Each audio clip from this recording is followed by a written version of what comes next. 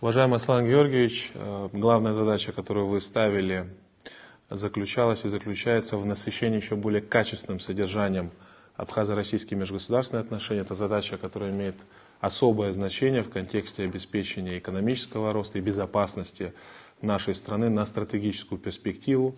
В этом контексте в прошлом году мы подписали с министром Лавровым соответствующий план консультаций между МИДами, который активно реализуется. Его главная задача заключается в активизации и межведомственного диалога между нашими коллегами.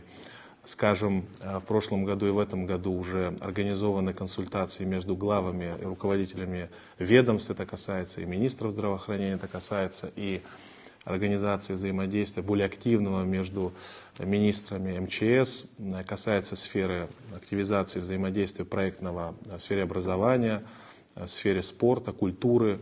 Одним словом, это та работа, которая позволяет укрепить фундамент нашего взаимодействия и решать конкретные задачи наших сограждан. Поэтому в этом ключе будем и дальше действовать. Отдельная важнейшая задача – это расширение наших международных контактов. Это, безусловно, та задача, которая реализуется при всеобъемлющей поддержке Министерства иностранных дел Российской Федерации.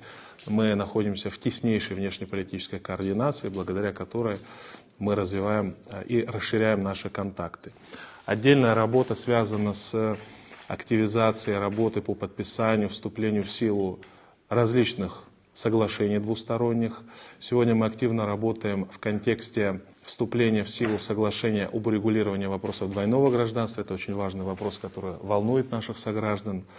Готовится на завершающей стадии указ президента Российской Федерации об упрощенном механизме получения гражданства Российской Федерации гражданами Республики Абхазия. Этот указ выйдет в ближайшее время. Мы стараемся как-то максимально этот вопрос ускорить.